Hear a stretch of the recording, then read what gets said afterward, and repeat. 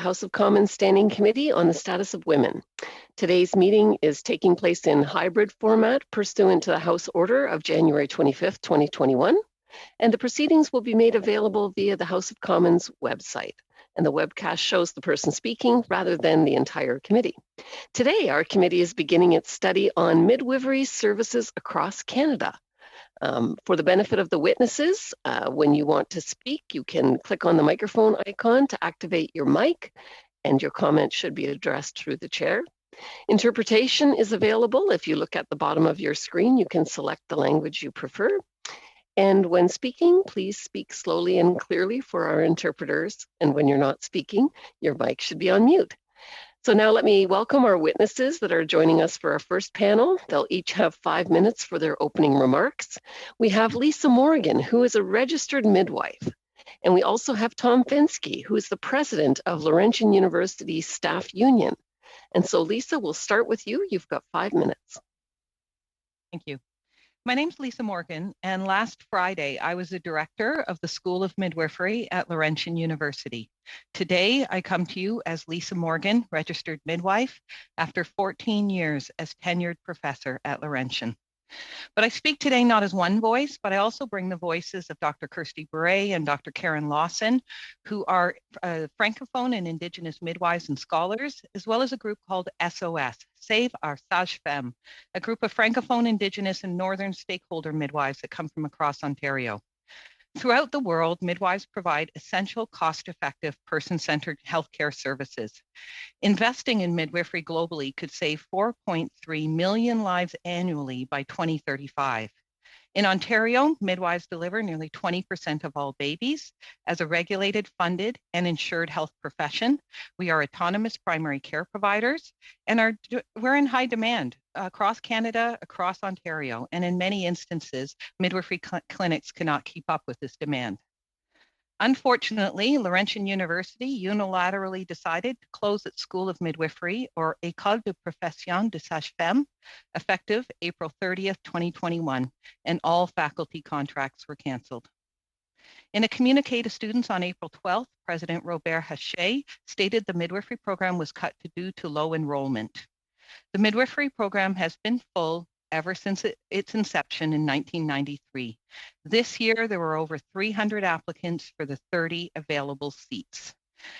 We are financially viable because midwifery education programs are envelope funded by the provincial government, with additional student tuition contributing to overhead. The School of Midwifery at Laurentian University was one of only 6 midwifery schools in all of Canada. There's only 5 now. The only Francophone midwifery school outside of Quebec. The Quebec Midwifery School does not admit anyone it's not a resident of Quebec. The only bilingual midwifery school in the country. We provided focused Northern Indigenous programming, which attracted Indigenous midwifery students from across Canada. Since 1993, over 400 midwives have graduated from Laurentian. 25% of these midwives are Francophone. 60% of midwives working in Northern Ontario are Laurentian graduates, and 60% of these graduates are Francophone or provide services in French. 20% of Laurentian's graduates are also members of the National Aboriginal Council of Midwives. This demonstrates a critical contribution to reproductive services in Northern Ontario, and that Laurentian was more than meeting its mandate to increase services in Northern Francophone and Indigenous communities. Closing the program will substantially negatively impact Northern Ontario women and birthing people and their families, and it accentuates an already sparse healthcare human resource environment. The Francophone midwifery program in Ontario is essential to the continuity of a Francophone workforce. Francophone midwifery outside Quebec needs to serve the 744,000 or 5% of the total population of Ontario. Studying exclusively in French is a right in order for the students to achieve linguistic, cultural, and social well-being and competency. Receiving services in one's mother tongue is crucial and increases the quality and the safety of the care. Currently in Ontario, the lack of French services persists, with 50 to 55% of Francophones having little or no access to health services in their mother tongue. Also, in addition, the Francophone minority intersects with Indigenous, Black, and persons of color. Francophone visible minorities are mostly clustered in central and eastern Ontario, and 16% of Francophones identify themselves as visible minorities. As with visible minorities in the general population, they live primarily in central and eastern Ontario. I'd like to hold up L'Hôpital Montfort in Ottawa as a unique example, as its obligation to maintain French language, embody French culture, foster solidarity with the Franco-Ontarian minority, and protect Franco-Ontarian community from assimilation. In order to achieve its objectives, it must hire Francophone midwives. Of the 25 midwives who maintain privileges at L'Hôpital Montfort, greater than 60% are graduates of Laurentian University's midwifery program. We do not believe that the only locations for midwifery education should be in the universities of Southern Ontario. We appreciate that Ryerson and McMaster stepped forward in a crisis, and they're doing their best to support our current students, but this can only be short term. Historically, decisions about location of the third midwifery school were careful to consider the values of decentralization. There were concerns expressed about 2 out of the 3 schools being located within 1 hour of each other. We are now in a position 28 years later of having only these 2 closely located schools available for midwifery education in Ontario. Ontario needs a bilingual midwifery education program. It's critical for Indigenous, Francophone, and Northern communities. We need more midwives, not fewer. Nous sommes, nous serons, les sages. We will be Northern, Indigenous, and Francophone midwives of Ontario. Thank you. Excellent. And now we will go to Mr. Fensky. You have 5 minutes. Thank you. Thank you, Lisa. Lisa's been doing a great job leading that program. I don't have a lot of speaking notes. I was heavily involved through this CCAA process as the president of the staff union. When it comes to the midwifery program, there's just a lot of confusion. There's a lot of questions unanswered. You heard from Ms. Morgan that the enrollment's been exactly what it's supposed to be. It's hit its target every year. And what we are very confused is the actual building of barriers in 2021. And we feel like this is a situation where, because of a decision that's been made, and these decisions that were made through this process were dollars and cents, the functionality of the institution or the functionality of servicing women in the North was not part of this discussion, and it should have been. If you look at some of the programs, some of the midwife programs in the North, I was lucky enough for 2 of my children to have midwives, and I was even luckier that I got the same 2 midwives both times. And one of them, when Xavier was delivered, it was the last baby that she delivered, and she went up north. Megan went up north to work in Timmins, and Timmins has, I think it's called Boreal Midwifery Practice, and both of the people that work there are Laurentian graduates, to my knowledge. And the question is, if the program wasn't based here in Sudbury in Laurentian University, would there be a practice in Timmins?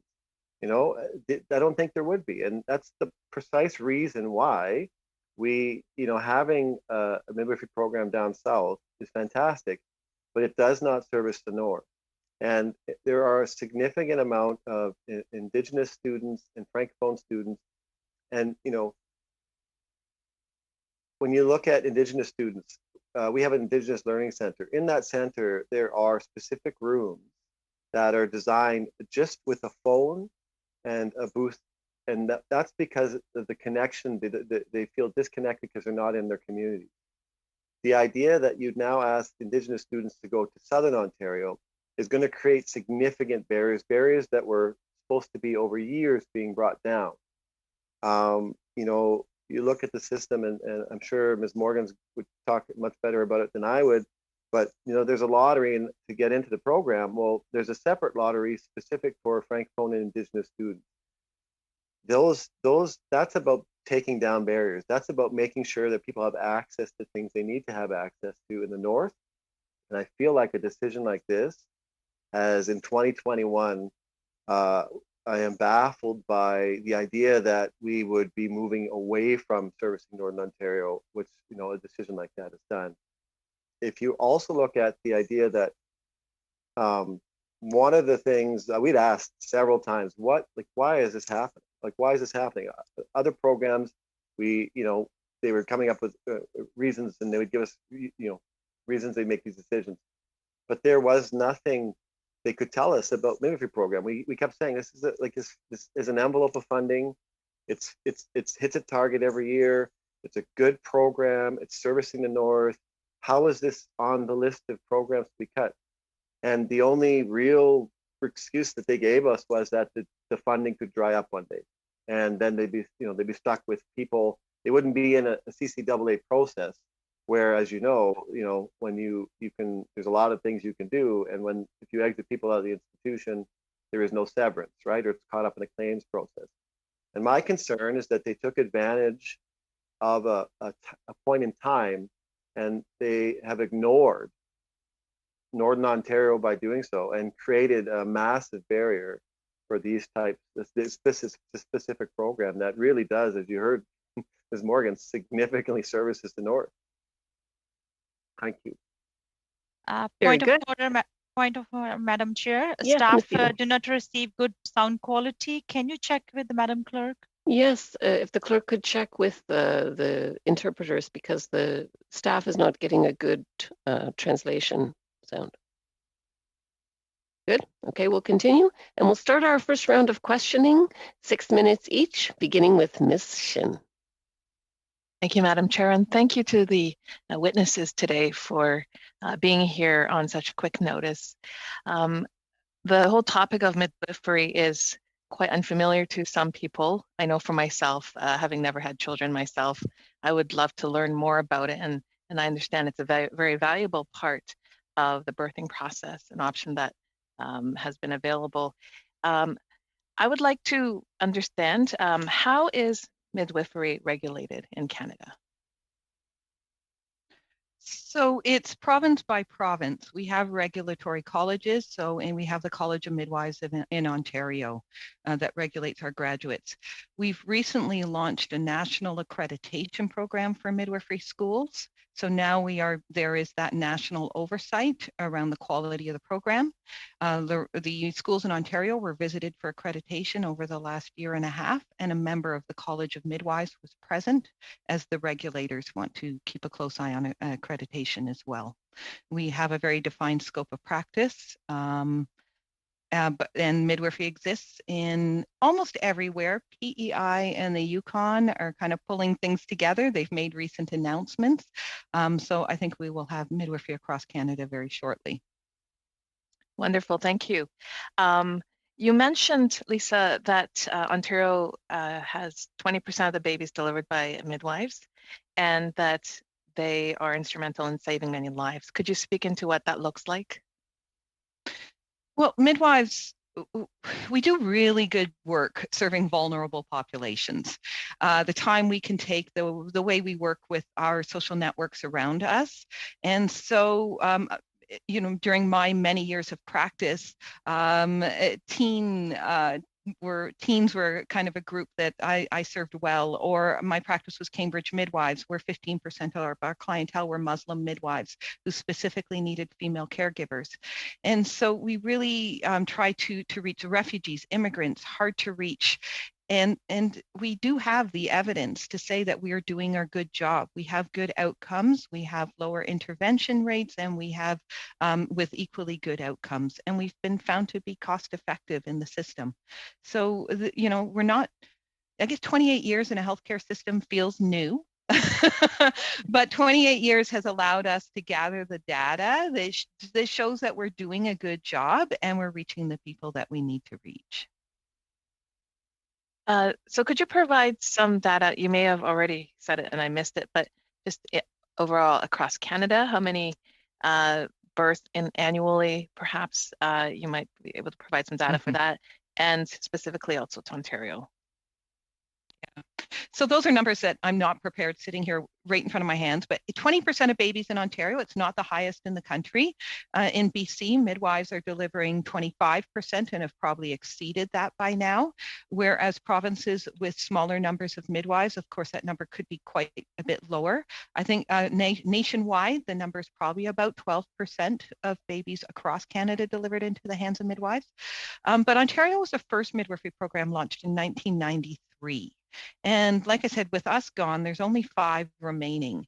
So when we talk about our ability to deliver babies across Canada or serve the needs of vulnerable populations, that depends on building that workforce.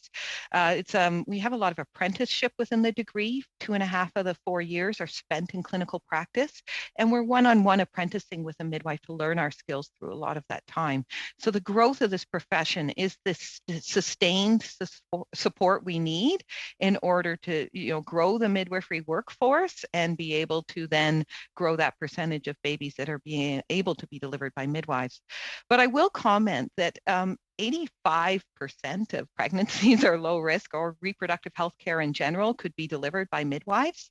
So by doing only 20%, there's a huge margin that we could be serving. And as we know, more and more family doctors are leaving maternity care or obstetrics, and midwives have been there in the last 28 years to fill that gap.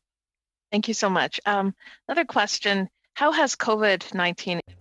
Autre question, comment est-ce que la COVID-19 a eu une incidence sur votre clientèle? Eh bien, ça a rendu le travail pour les sages-femmes plus difficile, mais ça introduit cette notion de choix pour les personnes qui veulent avoir le choix de l'endroit où elles veulent accoucher. On the English channel. Ms. Sidhu. Madam Chair, French translation is coming on the English channel. Both are coming at the same time now. I wonder if Lisa can start again from the top, because it was Et moi, j'entendais pas du tout de traduction, Madame la Présidente. And I couldn't hear any translation. Can the clerk take a look? We'll suspend briefly and you won't lose your time, Ms. Shin.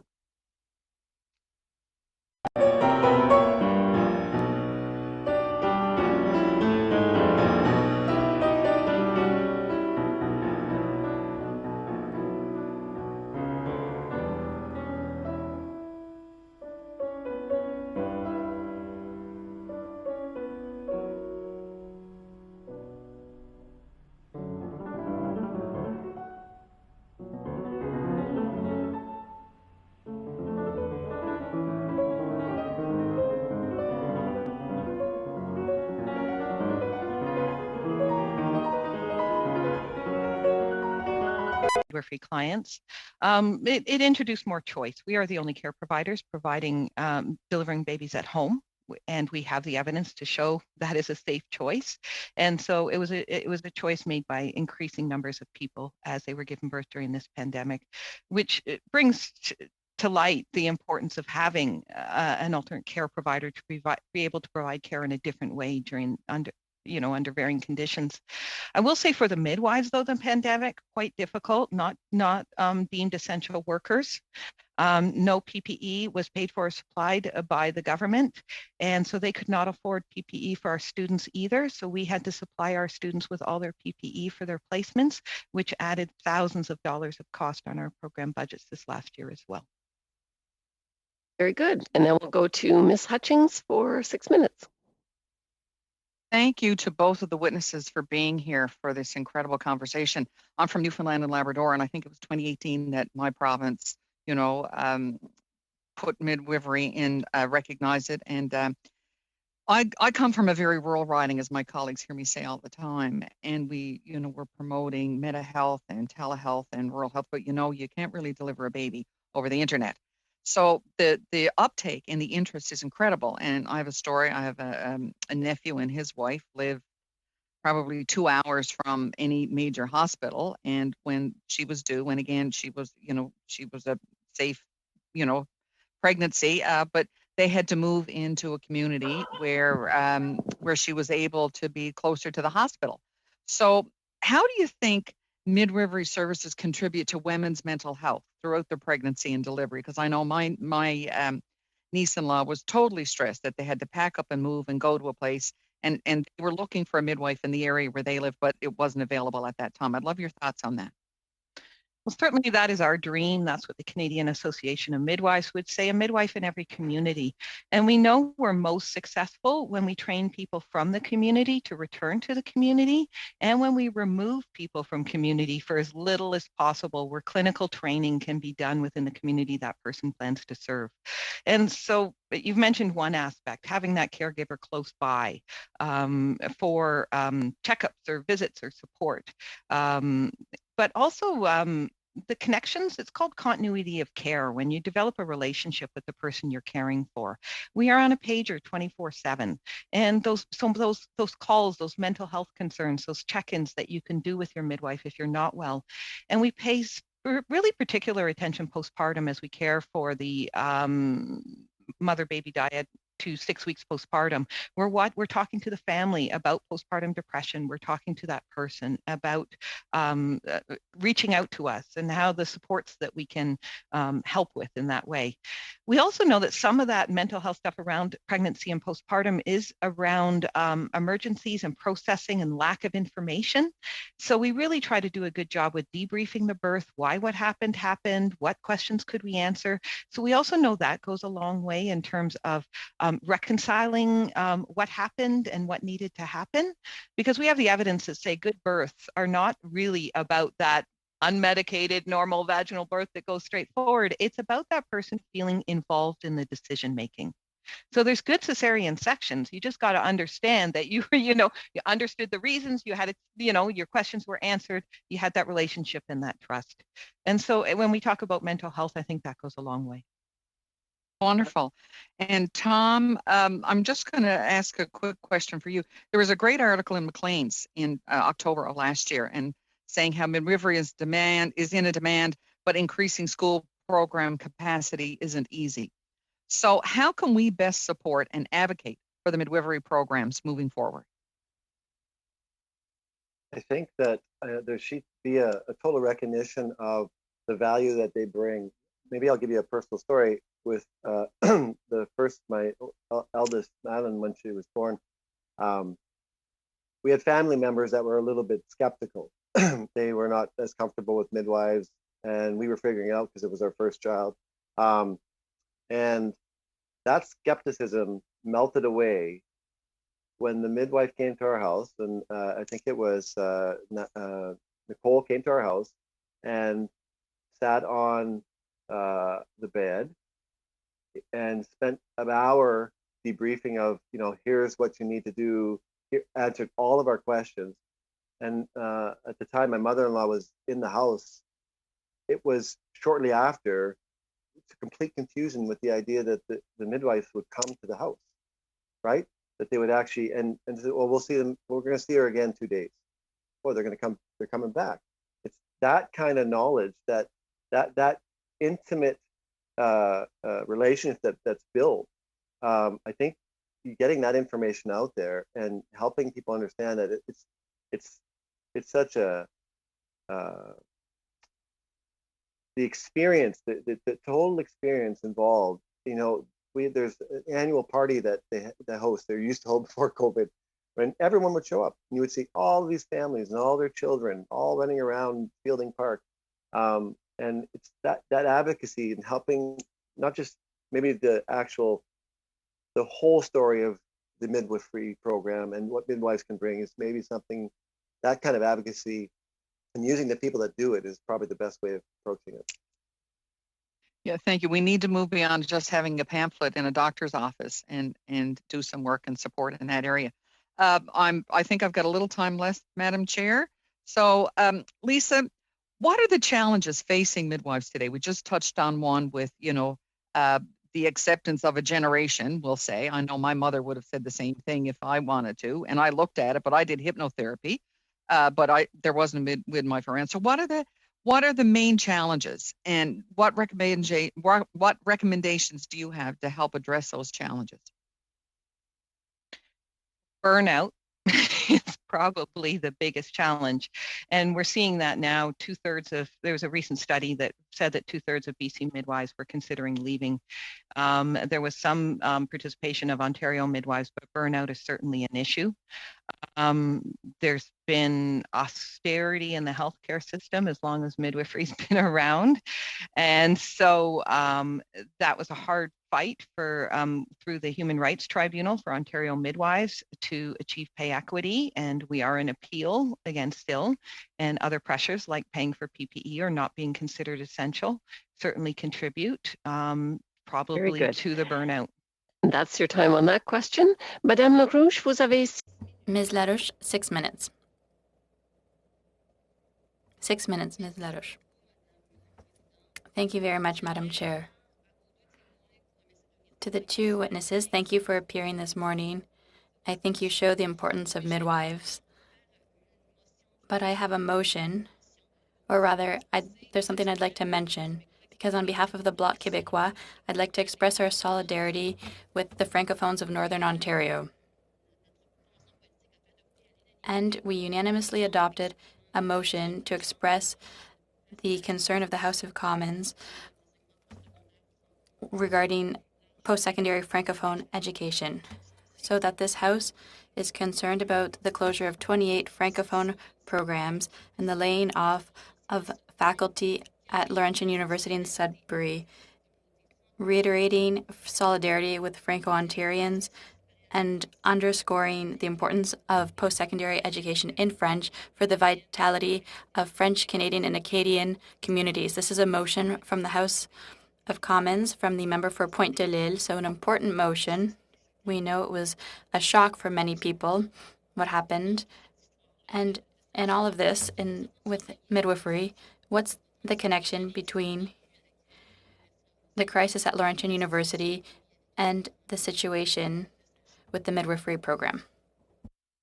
So perhaps we'll begin with Mr. Fensky, and then Ms. Morgan could complement his answer. Yes, if I understand the question correctly, it's the barriers that have been created, right? To have people from Northern Ontario have to go to Southern Ontario to learn these programs. It's the whole reason why we have a medical school in the north, right? It's to service the north. It's to branch out in the north, to stay in the north. And a lot of people, where they go to their schooling and where they practice and they're doing their internships, they're going to stay, right? And so our concern is that there is going to be this barrier that was taken down years ago, and that barrier is being created. And I feel like that would be the biggest impact if I understood the question correctly. Tout à fait, monsieur. Yes, Mr. Fensky, that's it. I understand that it was an obstacle, and it's connected to what we're discussing today. It's very significant. And so I had a question. Ms. Morgan, did you have something to add? And if not, Ms. Morgan, I'd like to hear what you would say about the consequences of austerity in healthcare. How is it important to reinvest in our healthcare systems in Quebec and the provinces to prevent that austerity, those difficult choices? How would it be crucial for the federal government to send a clear message that healthcare systems need help, especially coming out of the crisis? You mentioned PPE during the crisis and how that added costs. So we believe that the healthcare transfers should be increased to 35%.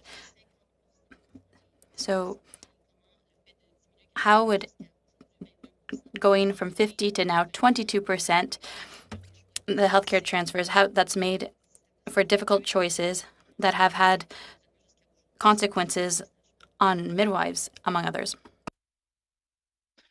Well, I think there needs to be a recognition that to grow a program takes money. To grow a health cadre, a workforce that was eliminated for 100 years, to bring it back is going to take investment. And that's more than 4 years or any changing in parties.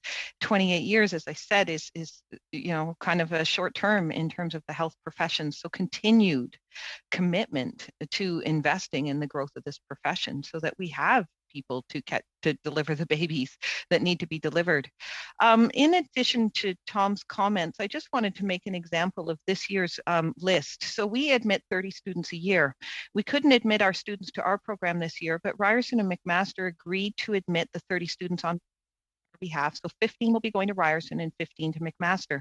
But we did our selections of our offer list the same way we always do. We're mandated to look at Indigenous, Francophone, and Northern first. Last year, 60% of our applicants came from this list of people. This year, I'm proud to say that 70% of the applicants, successful applicants to our program, are Indigenous, Northern, and Francophone, 21 out of 30. 10 of those applicants, successful applicants, were Francophone. They now, because they only now have a choice of McMaster and Ryerson, and neither of institutions will be teaching the program in French, they have to be contacted to find out if those 10 Francophone applicants are able to study in English. If they cannot study in English to a university level, they'll have to turn down the offer for the midwifery program. So when you see long-term, this is starting already this September, that we're going to be training fewer Francophone midwives, and we don't know that our Indigenous or Northern applicants will also be choosing McMaster or Ryerson. So I do wonder how many students, how many from the 70% from our offer list will actually end up registered at Ryerson or McMaster. Very good. And now we'll go to Ms. Matheson for 6 minutes. Thank you, Madam Chair, and thank you to the witnesses. So you had actually just been talking about that necessity of having more and that equality of language, official language access in terms of services. I mean, I've come back to studying French just as a member of Parliament, and trying to convey in a conversation about anything is always a struggle. And I think, Tom, you also had mentioned this.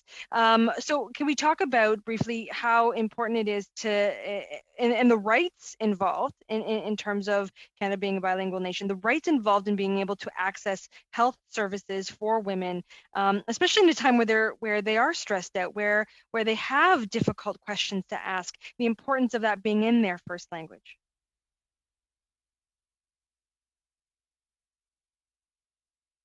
I can start. I'm sure Ms. Morgan might have a lot more to say than I would, but I think it's the reason why we have a university in Northern Ontario. It's the reason why we have an Indigenous Learning Center. These reasons are so that people feel comfortable, right? And they have to feel comfortable. And there's a trust component. And when you're able to speak in the language of your choice, your trust level is a lot higher, because if you're able to communicate, and the person that you're dealing with is able to communicate with you, and you can learn, and you can do, you're immersing yourself. And a lot of times it's a new city, but you're still getting some of the sense of your community where you were, and you transfer over. When you go, if you're going to Southern Ontario and there's no Francophone program, you're going to be outside of the realm of what you know and what you've grown up with and what you've gone to school with. And, you know, what's frustrating to me is, you know, the university had talked about, you know, we're going to see if we can transfer students into different programs. Well, you know, students don't go to school to be a midwife, and, you know, you can transfer me into nursing, right? That's not, they want to be a midwife, right? And so now those barriers have been created so that, and you heard Ms. Morgan, they have to make a choice. And that choice is not training in the language of my choice versus wanting to be a midwife. And that's a horrible choice to be put in. I'll add the fine point to my answer, and that is imagining someone in labor. Je peux parler français. I can speak French. I'm not too bad, I don't think. But when I'm sick, I can't speak French. We put that woman in labor. That what can we even compare that to, right? And then to be expected to be receiving or services in a second language, communicating in a second language, and the choices throughout pregnancy, postpartum, choices about the infant, very complicated discussions that have to ensue to make those informed choices, and to be expecting that in someone's second language The other thing I want to add on to this is not just Francophone, but Indigenous. The ceremony around birth. And this is so community dependent. It's so important that we train midwives from those communities to serve those communities, and they can only learn to serve that community in that community. And so I think it even puts a finer point on how important that that relationship is and that congruency. Thank you. That's very important. There's been a lot of conversations and there's a lot of confusion around what's going to happen next. And I know that students and staff are both lost in that, not really sure where they're going. So, and you had mentioned that the province came forward, or the university came forward. The president said, we've cut the midwifery program because there isn't enough funding. And yet we know that that's not true because there is envelope funding from the province. Your tri-council comes together and ensures that program is going forward to collectively together, that the envelope funding is taken care of. They said that there wasn't enough enrollment. We know that that's not true as well. Can you, but also going forward, the province said, well, we're going to save this program. There will be a northern midwifery program, except they said only temporarily. And the minister had made this grand announcement, and yet when it got back to the actual ministry officials, they said, well, there are strings attached. Can you talk about that and the impact that's had, and where you're sort of left in all of that confusion? So as a terminated faculty member, ex-director of the school, I have no role. I'm unemployed with no severance. I'm not connected in. How do I have any say on how a school, where a third school would be, or even anything about midwifery at this point? Sorry, I kind of lost your question a little bit there. What was the question? Oh, about weighing in so this announcement. So midwifery is a very small world. There aren't like unemployed midwifery faculty. We all have jobs, except for the ones who were just recently let go from the school. So who's setting up a school where? Who are they talking to? If they're not consulting with me or my faculty, I'm not sure who they're talking to. I have no details on that at all. And I was the director of the Northern Francophone and Indigenous School of Midwifery. So if there are any decisions or any conversations being had, I am not privy to it, nor do I know anybody who is. All right, and we'll go now to Ms. Wong for 5 minutes. Thank you, Madam Chair, and I thank both witnesses appearing today to brief us and educate us actually about the importance of midwifery service in our nation. I mean, during my time, I've never given birth to any children. And in Asia, when I was born, actually, midwives were very important. So I was delivered by a midwife. So that is why I have I don't have fond memories because I was then a baby, right? But my mom used to praise the midwife for, helping to have a healthy girl born to the family. So that is important in Asia in those days. Now, and that probably it leads to my next question. I think Professor did mention about the importance of your service. I mean, your student service to cultural groups. So, can you expand more on that? I touched a bit on Indigenous or Francophone from language or spiritual, but we also know there's a recognition part as well. And we have been engaging in our anti-racism work, looking at our school itself and looking at our graduates and recognizing that we need Black midwives, midwives of color. There's that recognition of what you can grow up to be as a Black girl when you see the Black midwife. And there's also that connection, the racism that is in our healthcare system, and an understanding and advocacy. Like I said, there's vulnerabilities on so many levels and intersecting, as we all know. And so training midwives and able to best serve the communities where they work is overall what we're talking about. And midwifery is in a transition phase right now where we are are looking at our very white profession and understanding that we are not in the best position to care for all the people who need to access our services. And so we're pushing even harder. So Laurentian has had this mandate always, Northern Francophone and Indigenous, and expanding that mandate to Black and persons of color. And inclusivity is really where we're at right now in healthcare.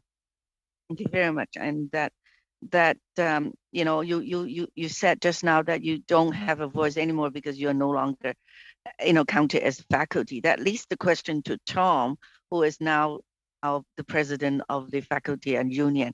Again, at least, you know, I have fond memory of my own union when I was a faculty at the, first of all, College of Education, uh, um, University College, and then a Polytech University in BC. So I definitely, you know, the importance of the union, you know, because now they are the voice to speak, to represent, you know, retire or, you know, lay off members of the faculty. Now, so Tom, can you expand more on, you know, the importance of your role bringing the voice, you know, of the faculty to the university? I know this, you know, usually, you know, in you know, we're in BC, for example, very often, for example, the ESL program was cut or whatever. It's because of funding, but this time it's not. It's not because of funding. So Tom, can you expand more on that? What you see is a challenge here? I would just clarify that I'm the president for the staff union. Oh, the staff union.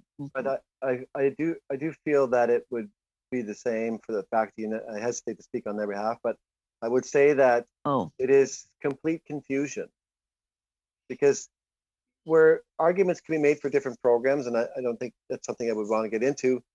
This program, it does not make sense. You have a program that can successfully recruit. It's fully, you know, it's funded with an envelope. It's needed in the communities that it serves. It's everything you should be looking for at a university. It's checking all of its boxes off.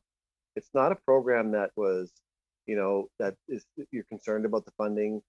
It's only growing. It's growing in Canada. It's growing in Ontario, and so we're left with complete confusion as to why this happened, you know. And I am sure if the university came, I know if they came to our union or they came to LUFA, the faculty union, I am sure there could be significant conversations had that had that program remain here.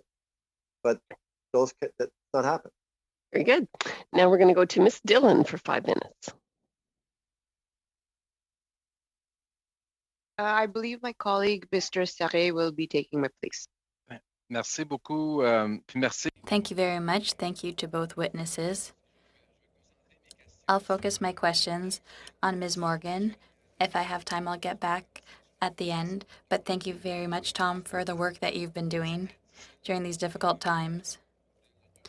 April 12th was a Black Monday for the community and for the whole university. And no one expected this, and this is wrong. So I'm going to focus on Ms. Morgan. Thank you so much. I want to get a bit of an explanation. This was set up, the midwifery program, the Tri-Council, McMaster, Ryerson, Laurentian, about 30 years ago, 28 years ago. And the intent was to focus on rural, focus on Indigenous, and obviously the Francophone aspect. And I want you, now we've completely blown that up. Now we're sending students back to Southern Ontario, which are Ryerson and McMaster is 1 hour apart.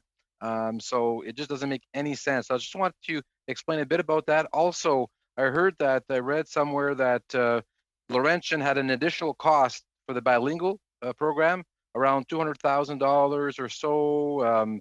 Can you, from your experience, confirm what the additional cost was to Laurentian? And was the split in revenue one-third to all institutions? So was Laurentian receiving any additional dollars for Francophone, Indigenous, and rural aspect? I think the financial aspect is really important to address, and that is that the envelope was equally split 3 ways between Laurentian, McMaster, and Ryerson, but only Laurentian was required to offer the program in 2 languages with that very same amount of money. We recently made a request about a month ago to MCU that we needed an increase in funding at all 3 sites, but Laurentian particularly needed some additional funding to be able to offer the second language. Our translation costs are about $20,000 a year, and our faculty costs for teaching in all 4 years of the degree adds up to $200,000. So I was making a request for an extra $220,000 to fund being able to offer the program in 2 languages. But it also points to the disadvantages Laurentian has had for so many years, with the expectation that it be delivered in 2 languages for the very same money as delivering it in 1 language. And we could not ever get any traction that wasn't fair and that there should be more consideration given. Every single course had 2 streams, a French stream and an English stream, the doubling up right through it for no extra money. But we did it. We did it. All our salaries were covered by our envelope, as I mentioned entirely. In terms of the only 2 schools, I think I said it in my little remarks, just 2 schools less than an hour apart, training midwives for all of Ontario.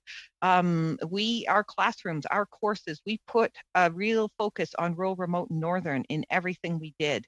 They will be receiving the same urban midwifery education as any other students at McMaster and Ryerson without that special aspect on the teaching.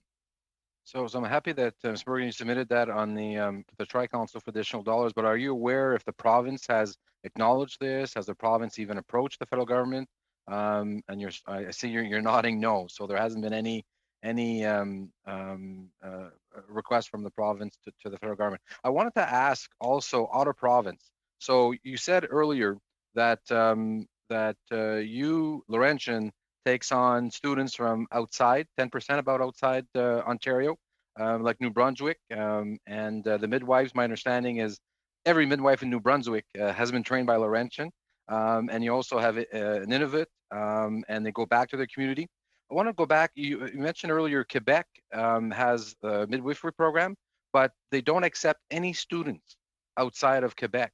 So no Francophones are allowed to go to the Quebec. So I just wanted to confirm that, and hopefully, our Bloc Québécois member could support to see the role that Laurentian is playing to accept Francophones all across Canada, but Quebec doesn't play a role there. So I just wanted to clarify that, please. So the university in Trois-Rivières, Quebec, yes, they graduate to about 20 midwives a year. Quebec needs all those 20 midwives. Okay. And in their application process, you must be a resident of Quebec to apply to the midwifery program in Quebec. So what you're saying is true. When there's Francophone midwives wanted in other parts of Canada, they have historically made arrangements to Laurentian to purchase seats in the Laurentian program. So as you mentioned, the 3 New Brunswick midwives staffing the clinic there were all trained at Laurentian through that provincial government, arranging for seats in our program in Ontario. I was in discussions. It's your time. Madame LaRouche, you have 2.5 minutes. Merci beaucoup, Madame. Thank you very much, Madam Chair. I'd like to thank our witnesses once again, Mr. Fensky, Ms. Morgan. As I said earlier, I'd like to express my solidarity as a member of the Bloc Québécois for the Francophones outside of Quebec. So we are in solidarity with Laurentian University and midwives. We know that in Quebec, we have over 250 midwives, and there were about 43 in Quebec. There was a great deal of recognition in this area. But I'd like to hear what you have to say about the elimination of this program that seems to go against a female-dominated profession.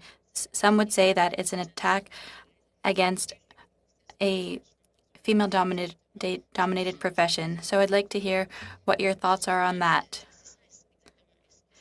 Is what happening? Is it a lack of recognition for midwives, and is it an attack on a female-dominated profession? It feels like both. I think you said that a female profession that's under crisis and a female serving females. And we're talking about women's health care here, which is chronically underfunded, recovering often from previous cuts. Like I said, we were recently engaged, or probably I should say still engaged, with the Human Rights Tribunal in Ontario about pay discrimination based on gender. It's been going on for many, many years and has cost us a great deal of money out of pocket. Each of us midwives have to contribute to those legal funds, legal bills. And so it's very political. It feels very difficult. It's historically feeling unsupported. So the profession can feel quite unsupported, and that certainly translates into the midwifery program as well. And when a cut happens like this that none of us can understand or justify, it certainly feels like misogyny is a word that's been used. Very good. Now we'll go to Ms. Matheson for 2.5 minutes. Thank you so much. We talked a little bit, or Tom, I think you mentioned the CCAA Act. Now, it's never been used against the public institution, and I know that the Democrats were very, very concerned that this will be used not only as a start against a public institution like a university, but it could expand further. Can you talk about your experience and the experience of your members under that once Laurentian was granted the CCAA protection? Sure. It was 2 months of hell. It was, I don't know if I'm allowed to say that word, but I did. It was dollars and cents. I wasn't Tom Fensky. I was FTE, full-time employee, my number, right? It was just a head count procedure to try to get as many people out the door. And midwifery is the perfect example of why you can't use it in the public sector. It's not a private industry, it's a public sector that serves the public, right? So why wouldn't there, if it was something that could be used in the public sector, then there would have been these carve-outs in the conversation about, no, wait, this is a program that services the North, services Indigenous, Francophone women, but it didn't, and it doesn't care. This process doesn't care. It's a cold, run by lawyers from Toronto, and it was any argument that you can make that was sound. It was like you were talking to a wall. It was get as many people out the door and get, salary benefits. We need to reduce that. So get as many people out the door. And right now, the university is scrambling because they have cut too deep, too far, and people are, we've had, I've got 2 emails today of people that had to go on a sick leave. You're walking through, a war zone where there's things all over the place. You don't know what's what, where, I couldn't even tell you what my department's name is right now because that's being figured out. And that's part of the problem. If it was something that could be used in the public sector, then midwifery would still exist because everybody recognizes why it needed to stay at Laurentian and why it needed to stay in the North. Very good. I think we've got time for one more question for the Conservatives and one more question for the Liberals. So we'll go to Ms. Zahota. Thank you, Madam Chair, and thank you to the witnesses for being here. I'm going to echo what my colleague, Ms. Nellie Shen, said in terms of us finding out a lot of information about this program right here today and just learning quite a bit. I've heard some background from my grandmother who grew up in India, and that was the main method. I don't know if that's the right word, but that was used by people in small villages, for example, or even the bigger cities back when she was younger, and all her kids were born through like with the help of midwife. So I'm just, and you, Lisa, spoke about ethnic communities, focusing on bringing in people from different cultures. I'm just wondering, is there a difference in the students who apply for this program and taking the services of midwives in ethnic communities?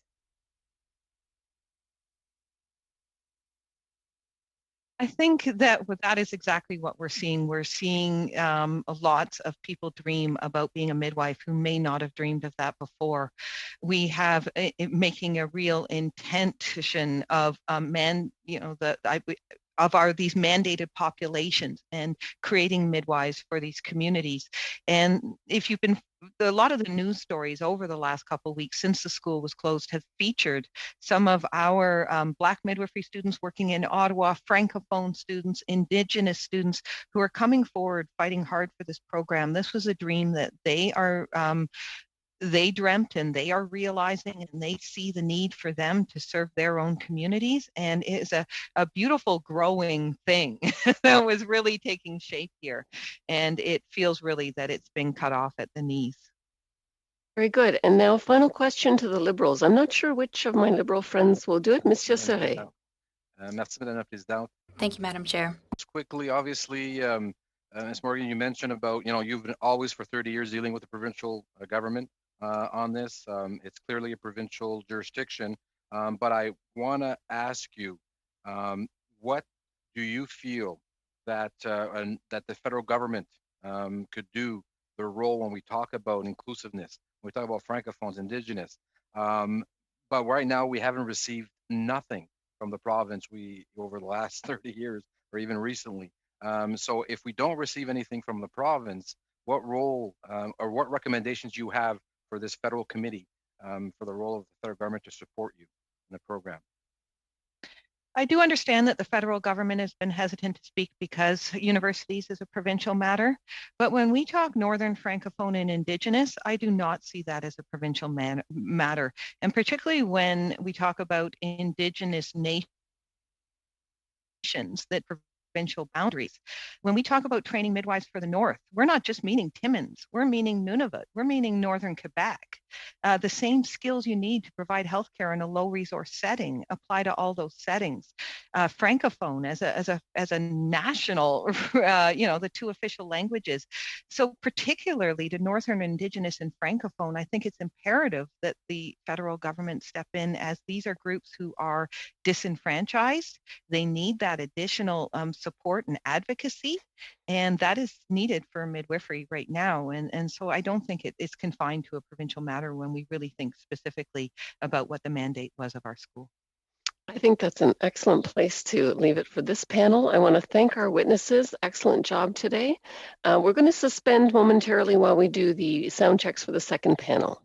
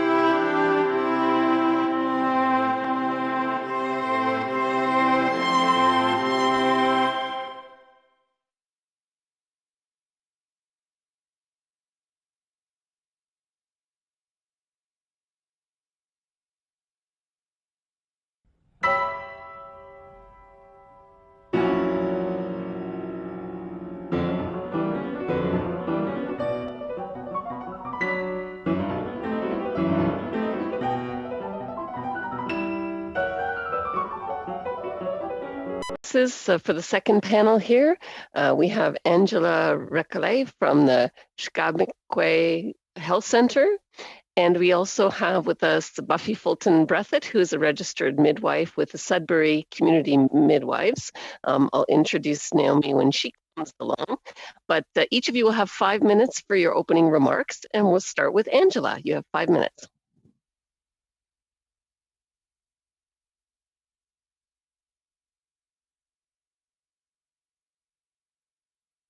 Can I get a thumbs up? Okay, perfect. Okay, so I won't go into my introductions. I have to say, as everybody here in the North is completely disheartened with the state of our community university. As I shared in my opening, I held my post at Laurentian from 1994 to 2010. So I've been witness to several successes of our community-led and driven institution. As I stated earlier, as a status Indian, if you will, I heard our previous witnesses speak about the mandate of Laurentian University having Indigenous Francophone and Anglophone affairs, but in fact, that tricultural mandate began with us as Indigenous people. And just so you're aware, I do not like the term Indigenous. I am Anishinaabeg, and this is Anishinaabeg territory. We were very adamant about making Laurentian University a tricultural university and honoring the original people of this territory. And we had to fight extremely hard to make that a reality.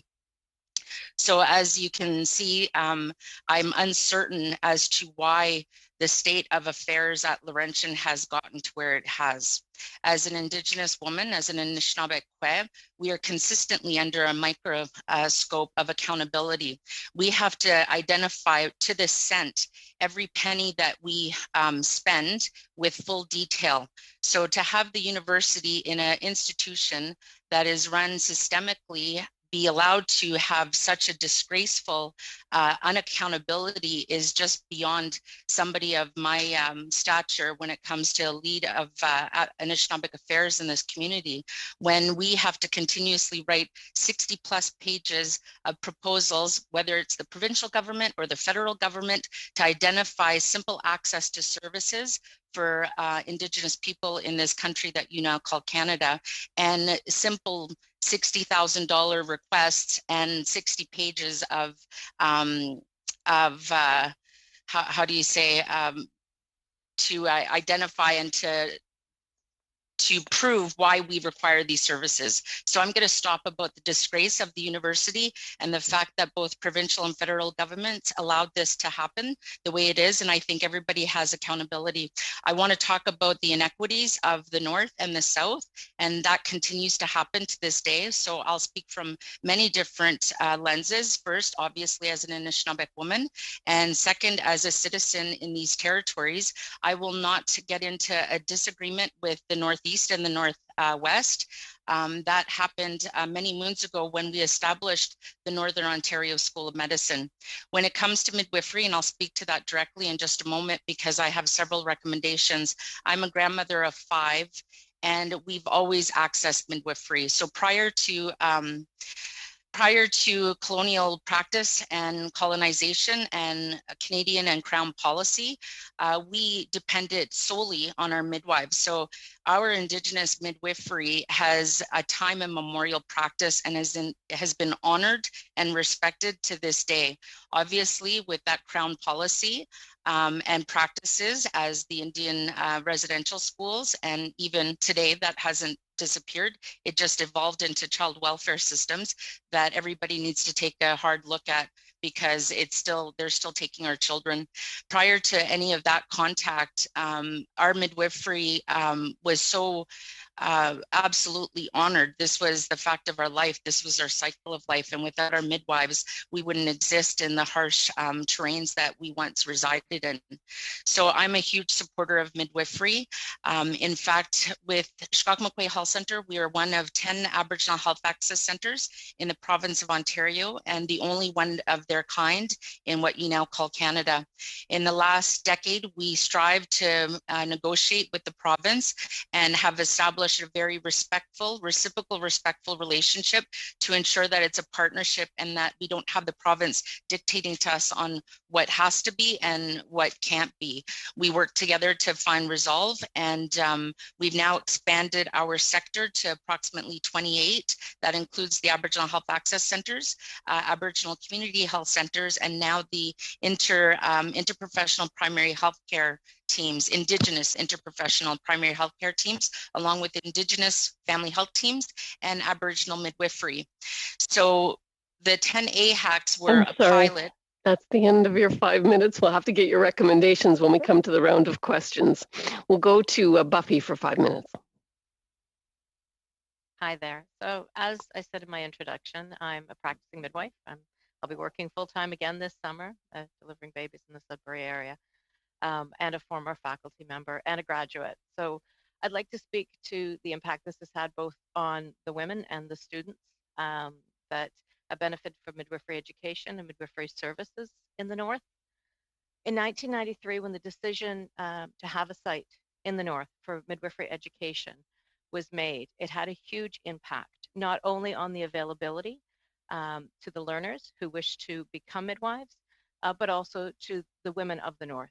The location of the program in Sudbury meant that a midwifery practice started in Sudbury. We've now delivered over 7,000 babies through our midwifery practice. That practice was founded by midwifery faculty from the university, and it also provided a firm foundation for midwifery to spread across the North.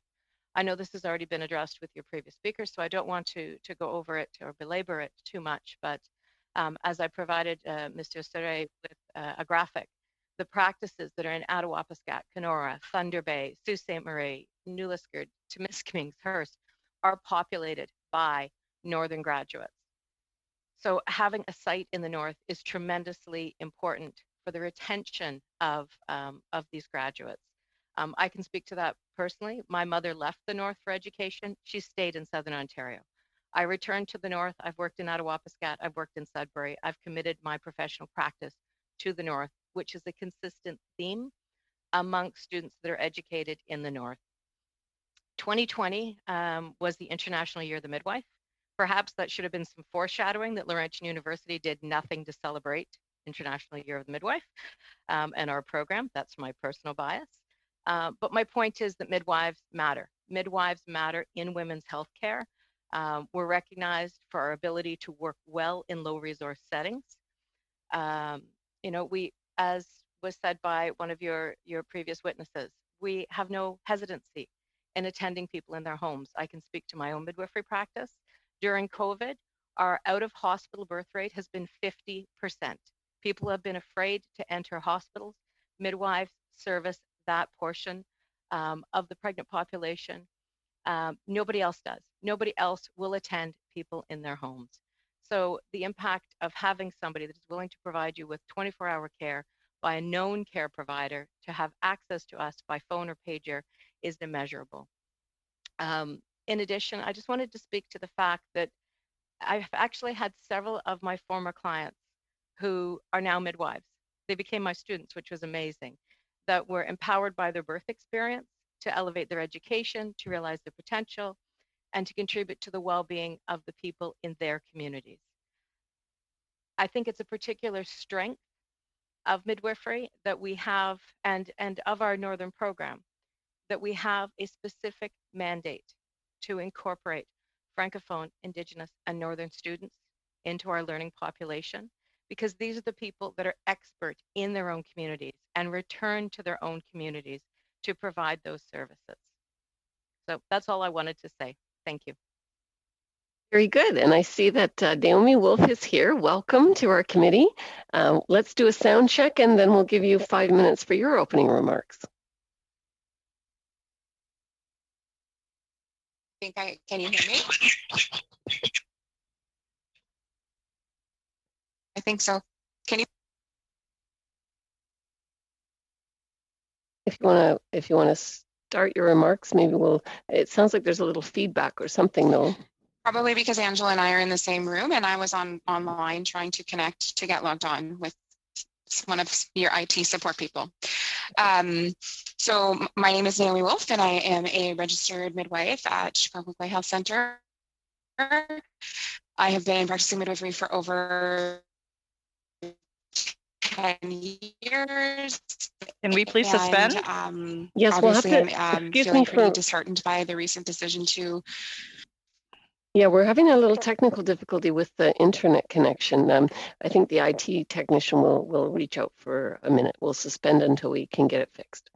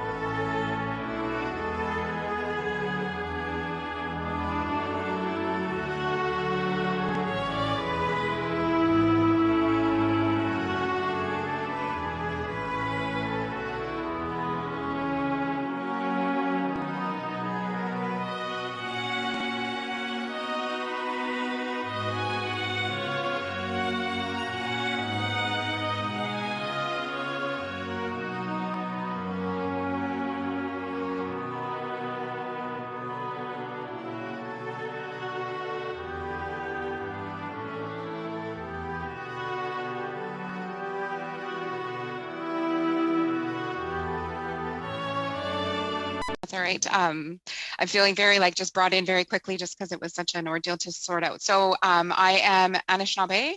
I come from Brunswick House First Nation, which is in Northern Ontario. I have lived in the North my whole life. I actually trained as a midwife in Southern Ontario, which is opposite of kind of what we're saying. However, the reason for that is because I wanted a foundation of midwifery from our perspective as First Peoples of this land. And so I trained as a traditional midwife in Six Nations Grand River Territory. I'm sorry to interrupt. We are having some sound issues. And then Can we return back suspend, to please? my home area to. Yeah, we'll have to suspend. We're losing you again. Let's have the technician take a look at it. I do apologize.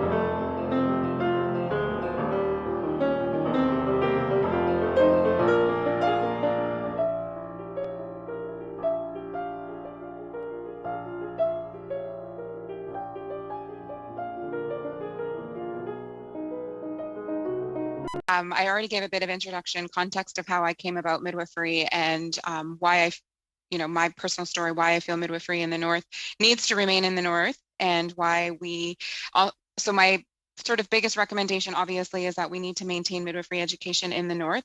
I think we also need to rethink about the way that we deliver midwifery education from an Indigenous perspective and how the model of midwifery care works in our Indigenous communities. There's been multiple studies done and, masters and thesis on how this needs to be an expanded interdisciplinary care model, and that midwives play a huge role in bridging and supporting the gaps in healthcare in our northern communities, that midwives have been doing and filling this responsibility without all of the recognition that we should have been receiving and support we should have been receiving this whole time, to improve morbidity and mortality rates in our northern communities, and that this has always been perceived or labeled as a temporary solution when it's actually the gold standard solution, that we have midwives in the North that are educated and trained in the North, and particularly in our First Nation communities, to have our babies being born at home in their community with the safest care possible. So my number one recommendation is that midwifery education stays in the North, that we find a way to offer midwifery education in a way that is interdisciplinary and focuses on Indigenous ways of learning, thinking, and doing, and that it's led by our communities and our leaders, and in a way that is reflective of the needs of our communities.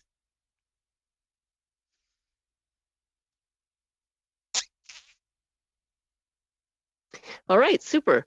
That's going into our first round of questioning then for 6 minutes with Ms. Sahota. Thank you, Madam Chair, and thank you to the witnesses for being here today. Like I said to the last panel, we're learning a lot about the midwives and the role that they play. So I'm going to continue on with my questions around that. And my question is for Buffy. You spoke about you being a midwife and now having students. What is it like? When do you guys get involved? At what level? What stage? And how is that continuity of care provided throughout pregnancy? And then when does it really end? Because we spoke about mental health issues, helping with that. Like, I'm sure you're not just midwives, you're also acting as their counselors, their support in many ways. So I'm just wondering if you can speak to that, please. So our role in people's care commences at conception. So as soon as people find out they're pregnant, they're welcomed into our midwifery practice. So for most people, they're meeting their midwife 7 or 8 weeks of pregnancy. And then we maintain that involvement until 6 weeks postpartum. So our mandate is to care both for mothers and newborns until 6 weeks postpartum. And yes, you're right. It does involve more than just the provision of hands-on care. It's a very unique relationship. And, without going beyond our scope of practice, we're not counselors. However, we do end up being advocates for assisting our clients to find services, particularly during COVID, when there has been a significant impact on people's mental health and their feelings of safety around where they're giving birth, who's taking care of them, how many people are they being exposed to, all of those pieces that I think midwifery has serviced very well by having a small team of 1 or 2 midwives taking care of somebody, as opposed to it's shift change. This is the next nurse that's going to take care of you. It's shift change. This is the next obstetrician that's going to take care of you. That's interesting. You spoke about, you just said that it's a couple of nurses.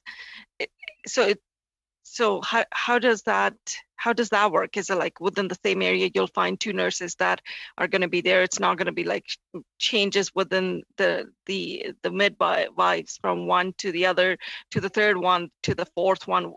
I'm just trying to get a sense of how, because you'll get to learn a lot about the household, the health of the mother, the child, and all that, so which requires having the same midwife or 1 or 2 of them to be involved. If you can speak to that, how's that determined, and what is the normal course in that?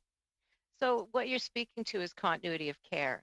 So because I cannot be available 24 hours a day, 365 days a year, our clients are assigned a team of 2 midwives. Or when I was working full-time as a faculty member, a team actually of 3 midwives to ensure that I could teach the learners and still have a known care provider available to the person. So at the outset of care, people are assigned their team of midwives who they rotate and meet to ensure that they have developed a relationship and that they know the person that they're paging at 4 a.m. when they're going into labor. So minimizing the number of people that are involved and ensuring that there's a continuity of that relationship from conception to postpartum. And I believe Ms. Wolf also has a response. Just wanted to sort of echo why the need for midwifery expansion in the North is so important, because Buffy talked about these teams of midwives and not having the ability to provide 365-day-a-year care. But what is actually happening in our communities is that is happening by midwives who don't have the support or the bodies or the extra midwives to support them in that. So myself, for example, I live in an urban center where there are many other midwives, but I'm the only Indigenous midwife practicing out of my practice. So I actually do provide 365-day care, around the clock care.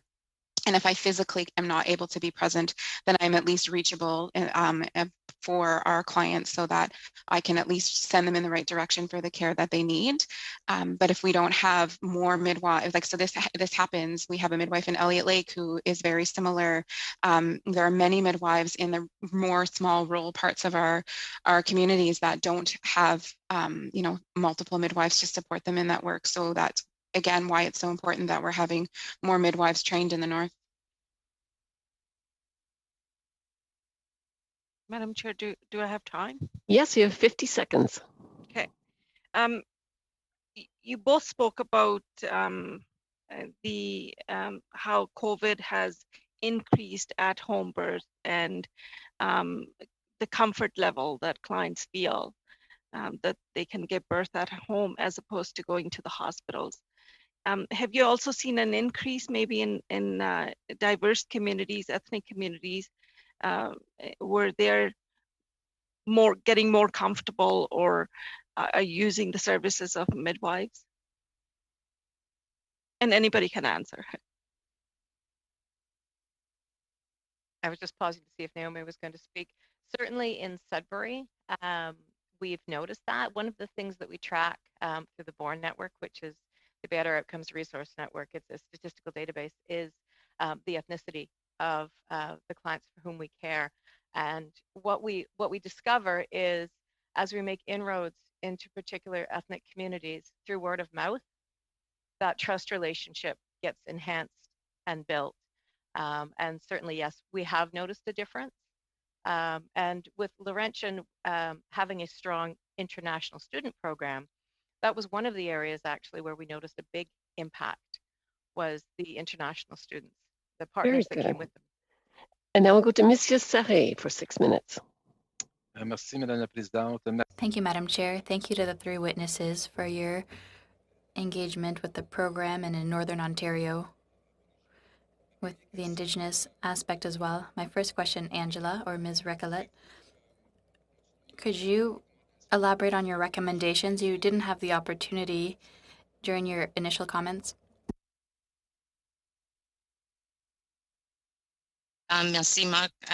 Thank you, Mark. I'm sorry I don't speak French. Asking me if I have recommendations on how we can retain midwifery program in the North. Correct. Is that what you asked me? Not bad, eh? I've been hanging around with you too long, or not enough.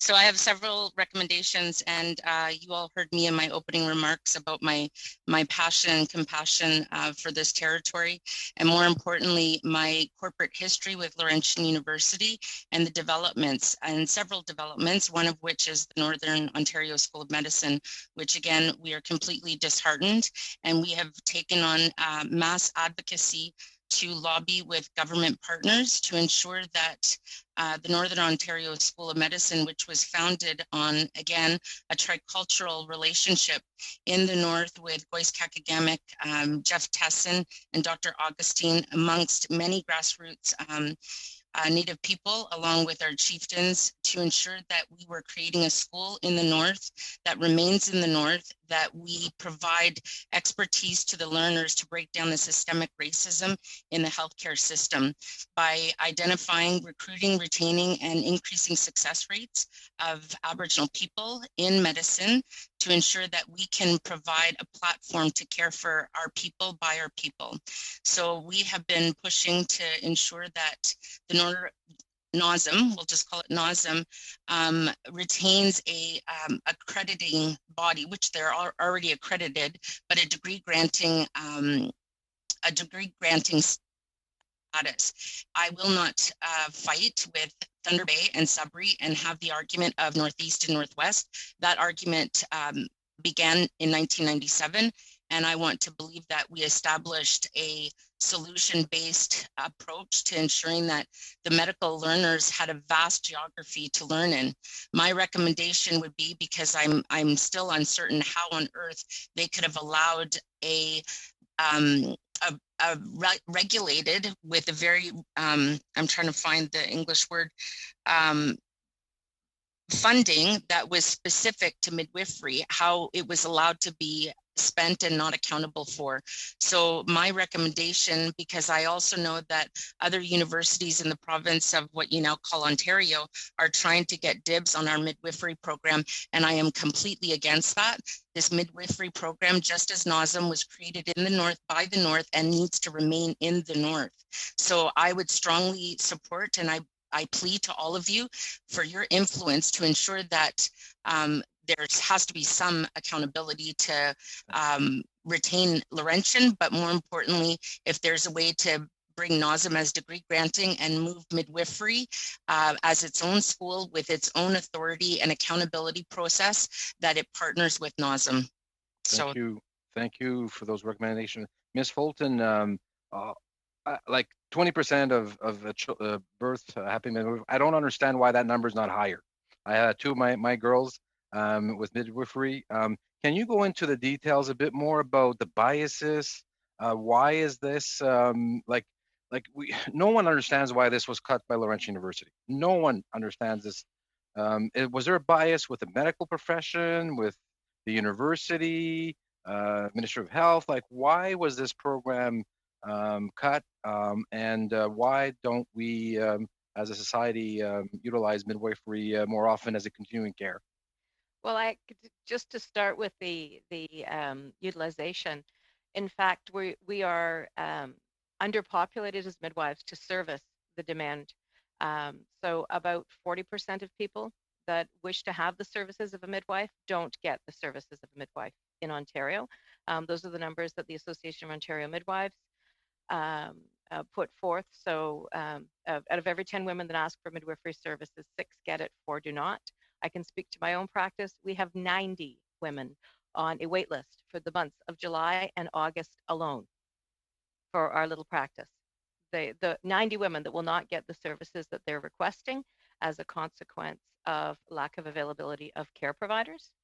Now, that's not a consistent demand around the calendar. Normally, we do have wait lists, but the only way that we're going to grow midwifery and to address those wait lists and to address those 4 out of every 10 people that are seeking midwifery that don't get the care is to have a program that, one, is situated around the province, not focused in the GTA, and secondly, that permits graduates to maintain at the same level that we have or an expanded level. As has previously been said, right now what limits our capacity to grow is the availability of preceptors, so of midwives, graduates to supervise the learners. So we do have some self-imposed limits. That's why only 100 students are taken in across the consortium each year. However, we had just started to address unique ways of expanding this. For example, not recognizing provincial borders for students that are coming from other provinces, because Laurentian really was educating the country, not just Ontario. As was previously said, all the midwives in New Brunswick graduated from Laurentian. We regularly take in students from the Northwest Territories, from the Yukon, from all across the country, because there were only 6 schools of midwifery. Now there are 5. Very good. Maintenant, nous allons, Now we go to Ms. Larouche for 6 minutes. Thank you very much to the 3 witnesses, Ms. Fulton, Ms. Recollet, Ms. Wolf, for your testimony this morning.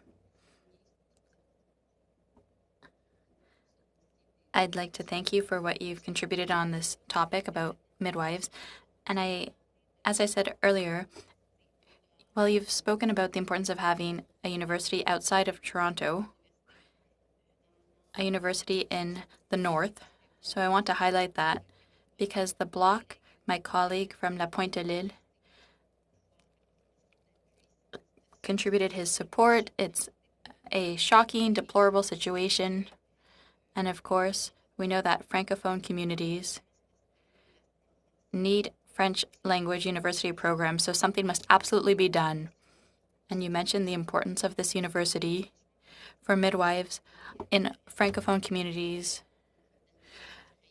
And so it really goes beyond the borders of Ontario. There's New Brunswick, the Yukon. And then I'd like to speak about the fact that, yes, in Quebec, we have our own laws. We have our midwifery service. We have a legal and regulatory framework for the Quebec Midwifery Association. So you had the university that served people in the north, even Témiscamingue. So how could you manage that relationship? In Quebec, there are already laws. There's already an association for midwives. So I'd like to hear what you have to say in that regard.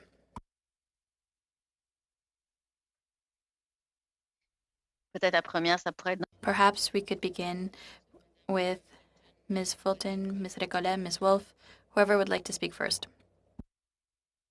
I'm not entirely certain that I'm understanding the question that you're asking, and je m'excuse ma français. I'm sorry, my French is not very good. But are you asking how the association is integrated into ensuring that French language services are provided across the province? Yes, the importance of the university in playing that role. But Quebec and the provinces have things they can also do. There's a lot that's their responsibility for midwives and for health and for post-secondary education. So at the provincial level, I think the most important thing is to continue to support midwifery practices in their growth and their expansion, because these are the sites that become the areas for learners to refine their skills while they're still undergraduates. And that hasn't been an issue. The Ontario government has actually committed to funding every graduate midwife who become the future preceptors of our learners. There is still much of Northern Ontario that is not serviced by midwifery. I named about 9 practices in Northern Ontario. Those are the only 9 practices. It's highly limited. There are many communities that are lacking midwifery services right now. So it's essential that we continue to have 100 or more graduates to populate those areas, to allow people to be provided services in their first language, in their chosen language, whether or not that is English or French, and that we have a program that allows learners from those communities to be educated in their first language. Miigwech, Buffy, if I can chime in with Madame Larouche. Again, I didn't have my translation on, so I caught some of what you were asking, and Miigwech, Buffy, for your remarks. I do want to just share really quickly the relationship in Quebec. I guess my question, it's a rebuttal back to you, is your relationship with the Cree Nation. And the Cree Nation in Northern Quebec is a very vibrant community that has taken a very political stance in ensuring relationships happen, specifically with leadership in the past with Matthew Kuncum and the hydro dams to ensure that there's revenue sharing resources, and they've been able to sustain their educational cultural identity along with their health authorities to ensure that Cree midwives are happening. That is not the same. As soon as you cross one side of that James Bay border, it's a very different reality. We are now working directly with the Ministry of Health and Long-Term Care that have been critical, as I was stating in my earlier opening remarks, on the importance of Indigenous midwifery in what you now call Ontario. And as I was stating, Shkakmakwe Health Centre is one of 2 Aboriginal Health Access Centres that received specific Aboriginal midwifery funding, and the province itself is coming back to expand our program here in the north to ensure that we can continue to recruit and retain Aboriginal midwifery. But that is not the case if we lose our midwifery school. So our school is critical to ensuring that we continue to expand this service. And, you know, even Sudbury, it's disgraceful to say that we're in the north. When we talk about the north from an Indigenous perspective, we're going into flying communities that don't have access to clean water still. So we can't even provide midwifery because they don't even have access to clean water. And Ms. Wolf would like to make a comment. I just wanted to echo a little bit about how Buffy was saying that communities should be able to access education and care in their languages, and that you know, you asked about some accountability structures, but I can think of an example where a community midwife from Quebec had strict limitations placed on her ability to open and set up practice because she was not Francophone speaking. However, her community is Algonquin and English speaking, and nobody in her community would require access in French. And because of the, you know, regulations in how midwifery care is delivered in Quebec, there were significant roadblocks and challenges for her to be able to set up and practice and provide care in her community. And I would probably imagine that similar things are happening for midwives who are wanting to work in their northern communities, and Cree is their first language. Very good. Now we'll go to Ms. Matheson for 6 minutes. Thank you, Madam Chair. We heard in this panel and the last as well about the importance of the relationship that women have with their midwives, and that special relationship, because it is fully about trust and delivering in the best of situations is a very stressful, not that I've done this yet, but so I've been told by many friends, but to have it in your own language, to be able to be serviced in ways that are culturally appropriate and culturally sensitive. Could the witnesses talk about the importance of that, in addition to, and I know that Ms. Rinkelet and Ms. Wolf are in more of an urban center, but the special needs for Northern Remote, as you had mentioned before as well, communities and women having access to those culturally sensitive, knowledge-based, traditional knowledge-based practices for Indigenous or Aboriginal midwives. Naomi, would you like me to go first on this? Yes. Okay. So we're not just going to talk about Ontario and Quebec. We need to talk about what you now call Canada as a whole. And the fact, I'll give you an example with the Inuit Nation. Those mothers, those expected mothers, have to be displaced from their community and their family, and only with one individual as a support system, and have to travel hours and hours, sometimes 40 hours, in order to get to a nursing station to have a non-Inuit or non-native practitioner provide unsafe, uncultural bias to their birthing rate. And so that in itself has to be recognized. And so solution-based policy is to providing access in our traditional territories where we do not want to be displaced anymore. And that goes right along from coast to coast to coast. when it comes to our circle of life. And even here in an urban setting, as you're asking, it wasn't by choice that we relocated to urban settings, but I can say that 80% of the Indigenous population in what you now call Canada has been displaced in urban settings so that they can have the same access to care that all of you on this call have. And we continue to have to fight for and establish our, reclaim who we are as Indigenous people in these first territories with limited access to resources and constantly trying to justify why we require it. So right from birth to death, this is our ongoing struggle and our ongoing education that we need to provide to newcomers, to government officials, to everyday people walking down the street, to break down what you've learned and provide you with a different education so you know the true history in Canada. So one of the calls to action from the Truth and Reconciliation Commission, number 16, was a call for post-secondary institutions and the creation of that, the understanding that culturally sensitive, inclusive programs within Indigenous led, or by Indigenous led, but also within the Indigenous languages was provided. The disappearance, or sorry, not the disappearance, the direct closure of Laurentian University's Indigenous midwifery program, do you see that as obviously contradictory? Of course. And in fact, I just want to share some history. This is far prior to the Truth and Reconciliation Commission's 94 recommendation. These recommendations happened, and we're continuously having to repeat history. And it goes back to the Royal Proclamation, the Royal Commission on Aboriginal Peoples in what you now call Canada. These same recommendations were heard then, and we're still having to tell our story now. And with our RCAP recommendations, we established the 8th strategy. The Aboriginal Education and Training Strategy was established in 1989, 1990, and incorporated in 1991.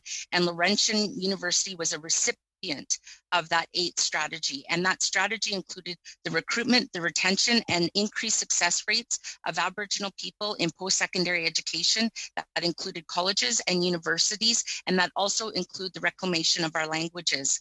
So I can speak to this very eloquently because I was the one that was leading it. And we thrive to ensure that the reclamation of our cultural identity was celebrated and that it was recognized, just as the Francophone population demands success and demands that they have authority to deliver their programs, their education. But the problem is that we're working in your system, in your institutes, and you're still not recognizing our form of education, our form of governance, our language, our culture, our birthing right, our inherent right to take care of our own people. That will always be an issue, and we will continue to have these conversations. And I hope to goodness that when my 5 grandchildren are at my stage of life, that they're not having to continue to educate other citizens in what you now call Canada. And you can see my passion of this. Yes, and Ms. Wolf had her hand up. Did you still want to say something? I did. I just wanted to be very clear that, you had mentioned like that Laurentian had, cut its Indigenous midwifery program. It was not an Indigenous midwifery program, and that definitely would be one of my recommendations moving forward, is that is at the core of how, or a huge, I realize that we also need to support our Francophone students as well, but that Laurentian did a very poor job at that. And that this is actually an opportunity now that this has happened, that we do a much better job at this actually being Indigenous midwifery by Indigenous midwives and community, and that is at the core of how that education is going to be delivered to Indigenous communities. Angela talked a little bit about the North, right? Like we need to really be able to support expansion of care in the North and having appropriate care providers so that women can stay in the North, that there is a trained birth attendant, irregardless, like when we put these labels of scope of practice, that there is the appropriately trained providers in communities and that can do prenatal care and education, to help our communities be healthier so that they can stay in community to have their babies, and that if there are births happen in community, that we have the right skilled people there to be able to deliver these babies in safely and improve our morbidity and mortality of our communities, starting with pregnancy and childbirth. Very good. I wonder if the time remaining, if the committee would be okay for each party to have a question, since this was Ms. Matheson's motion. Is that okay? All right, very good. We'll go then to Ms. Wong. So do I have one question or 5 minutes? One question. Okay, my one question would be, how would you actually, you know, after listening to all the witnesses, instead of closing the program, in fact, it should be expanded, you know, because there's such a great need. And I also heard about the national accreditation. I think this is a great idea because in order to, you know, actually that will be for the rest of the nation as well. It's not just, you know, of course, our focus is on Laurentian right now. So the degree granting status actually is very important as well. And so I just like to, you know, ask all the panelists, whoever wants to comment on that part. Thank you. Buffy, do you want to take the lead here? Sure. Well, I was just going to comment on that and say that, you know, if in whatever new entity a third site becomes, wherever that may be, one of the things that we had already identified was really important is that we do have a true tricultural mandate. So even if we were still confined to 30 spaces, making sure that's 1/3 English, 1/3 French, 1/3 Indigenous learners as the population, recognizing that there are different ways of knowing. One of the things that we were confined at Laurentian because of a hiring freeze was our inability to hire full-time faculty that identified as being experts in Indigenous knowledge. We recognized that. It was something that we couldn't address.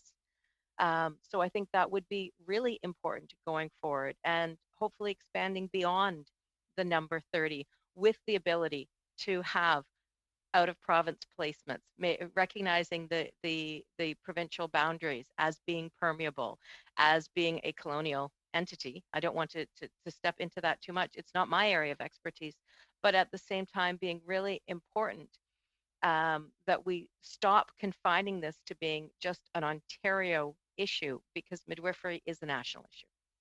Excellent. Mr. Serret, une question. Mr. Serret, one question. Thank you, Madam Chair. Time is limited, so I just want to ensure that all of the witnesses... Thing that you want to submit in writing afterwards, please do so. But I want to ask Angela and Naomi, can you explain a bit about when we look at Aboriginal, when we look at midwifery, the Aboriginal community, that's where it started, and the ceremony and of birthing, and can you provide some education here to the committee about that, please? Naomi, you can go ahead here. I'm trying to follow exactly what it is that you're asking, like how we deliver services in a way that's reflective of our traditional practices. Yes. So I think number one is knowing the history and the context of where people come from in their particular story or situation, and how they've moved through, how their home or their community or family has moved through that trauma that they've been through, and recognizing the diversity of our communities in terms of how we share and learn and bring babies into the world in a way that is traditional to us, and how and what that looks like. And I think just being genuine in the care that we're providing, and that understanding of historical context, and then the knowledge of those ceremonies, and that commitment. Like we always say, we know, like when we're walking this road, that there's so much that we need to learn, and that openness to continue to learn those stories, and to support families to have the birth that, or in parenthood and childbirth, that is reflective of what their community knows and where they've come from. And in order to do that, there has to be an understanding of their history and their specific community. So, I mean, at Shikok-Makwe, like we have a whole traditional team. All of our clients access both midwifery and physician OB care when and if needed, and vice versa, right? High-risk pregnancies also have access to traditional support and midwifery care so that we can normalize birth and make it a safer experience for families. And so that's very much the role that I take on at Shikok-Macleay, right? Is that I look after every woman that comes through that door is not turned away from midwifery care. They're not turned away from having care. Like Buffy talked about, we have to, like their practice has to cap.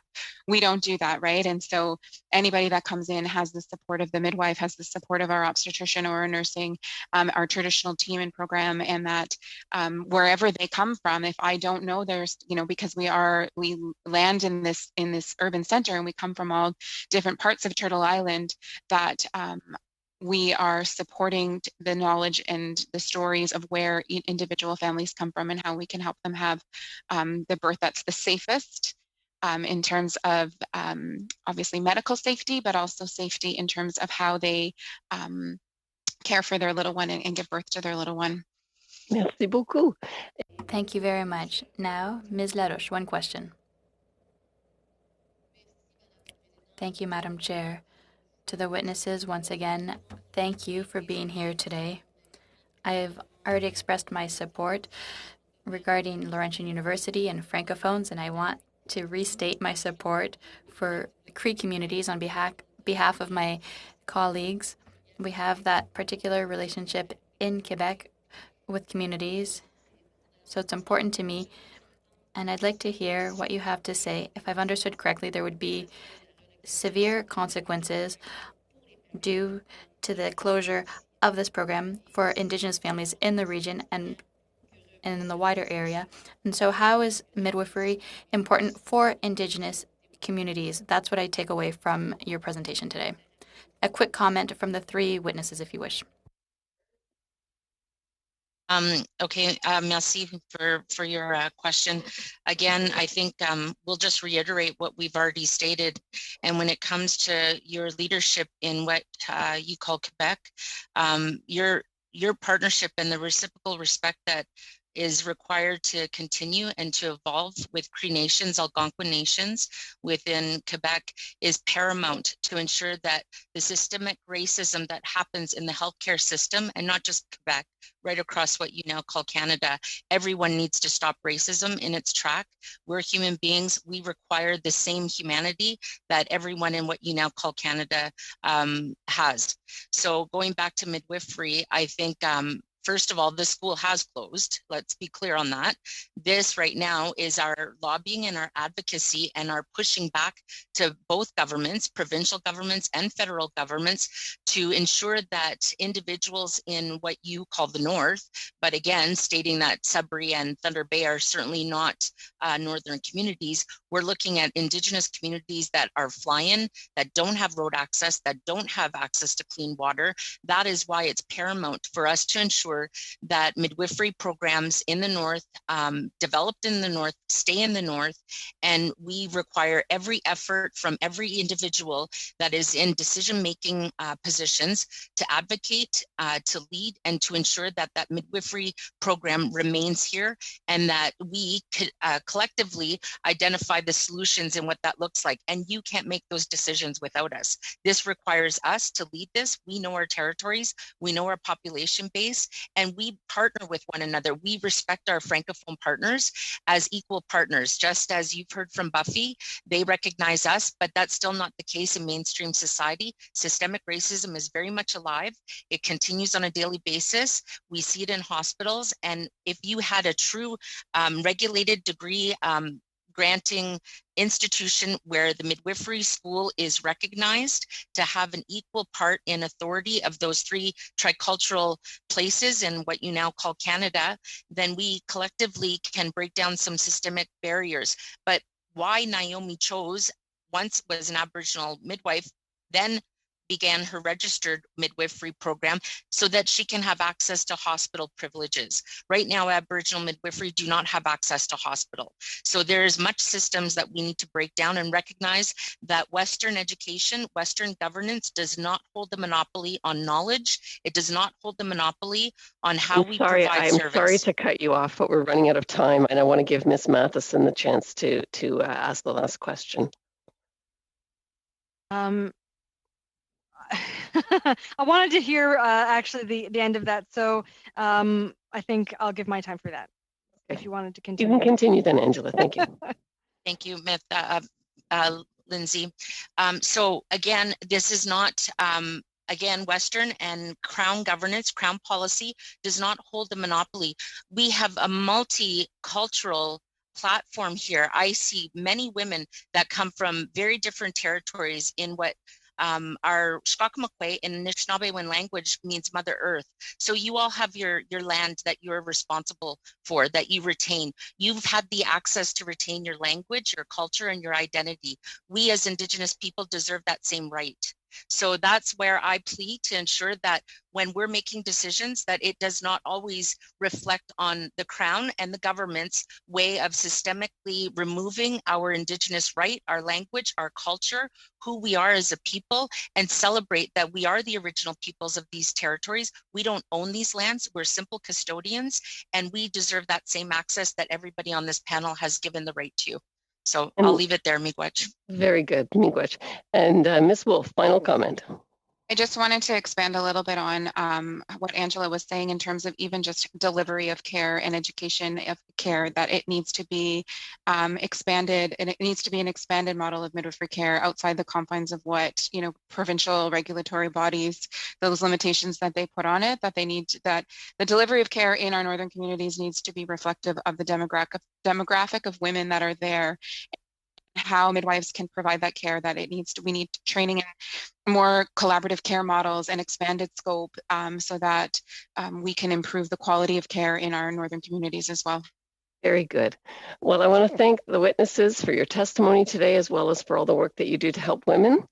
And for the committee, I just want to let you know that you had me look at the calendar with the analysts and the clerk to make sure that we could achieve all the things from our committee that we want to achieve.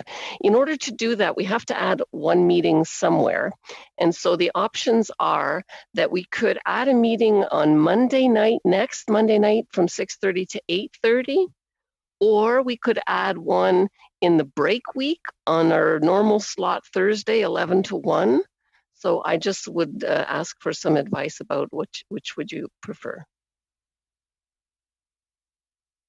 Ms. Hutchings. Thank you, Madam Chair. Did we look at adding an hour or two to the yeah, there was no flexibility there was no flexibility to be able to extend any of the meetings. They're very tight and they wouldn't allow it. So these were the kind of options they provided. Otherwise, we have to get rid of something on our list. Well, then I'll go for the Thursday of the Constit week. Okay. But it's up to the others. That's just, you know, I'm flexible. I'm flexible. Mr. Sahay. Yeah, I'm flexible, but if I had a choice, it would be Monday night. Well, maybe it could have a show of hands. How many would prefer the Monday night? So there's 1, 2, 3, 4.